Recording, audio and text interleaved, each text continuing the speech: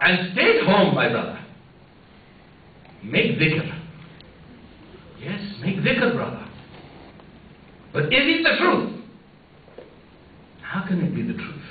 When in the year 1900, according to the census figures, there were 9 million Muslims. Sorry. There were 9 million Christians and around 50 million Muslims in the year 1900.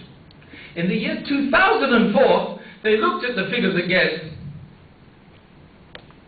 and you could see that many of the Muslims had not passed it on to their progeny. They did not pass the deen on to their progeny,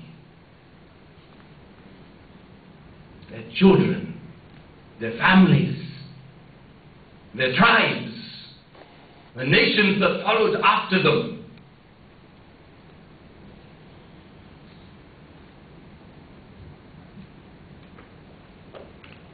In the year 2004, the figures of around 350 million Christians versus 350 million Muslims. In the period of 100 years, what should have been exponential growth would have been billion Muslims became 345 million. And in the same period, that's 100 years, from 9 million, exponential growth for Christians. Exponentially growing figures, figures through the ceiling in a period of 100 years. So how come Islam is called the fastest growing religion? If you look at the figures in Indonesia, now, number one, we always say, touted as number 100% Muslim, what a brilliant land. In the year 1955, you see, 1955, there were 97% Muslims in this land. Now, a matter of 50 years later, the figure is reduced by 15%.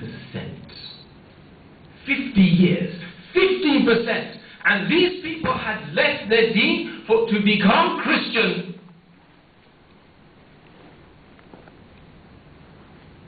You see?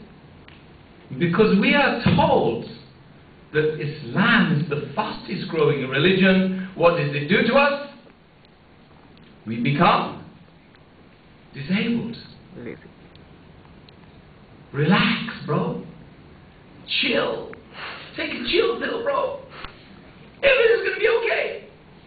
Tawakkal Allah. Trust in Allah.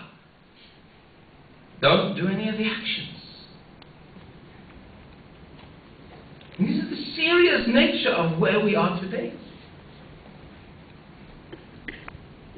In Qatar,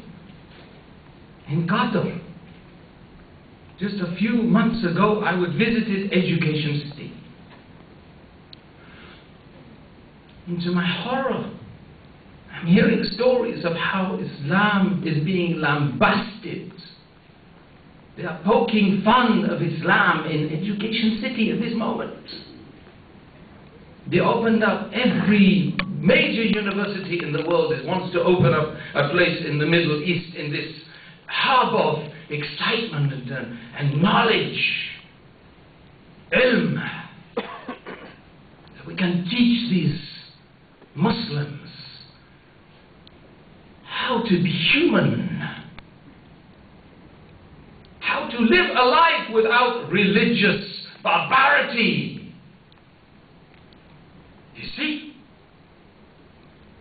And it's been related to me by people who've attended these courses on Islam from, for example, Georgetown University. You know? That they are calling the Quran a book of fairy tales. And like willing, obedient servants, the Muslims are nodding. In the middle of this auditorium, like the one I'm talking in now, that a seminar is going on, being conducted and paid for by the government, subhanallah, to take the people away from their deen. And I'm telling you, they don't even know what's going on. Because if they knew it was going on, they would stop it. I'm sure of it. And nobody is speaking to each other.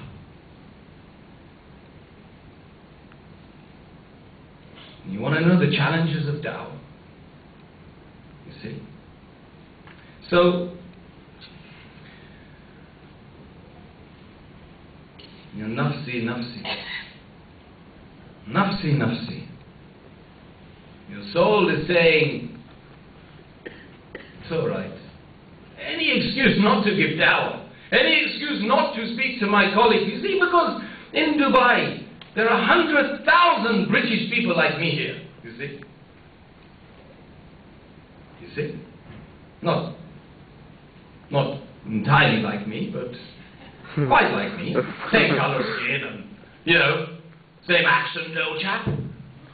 Maybe. And do you think that these people don't want to have something good in their lives? Do you think these people, for example, they just want to go about and just have a terrible life in this world and then they get burnt forever in the hereafter?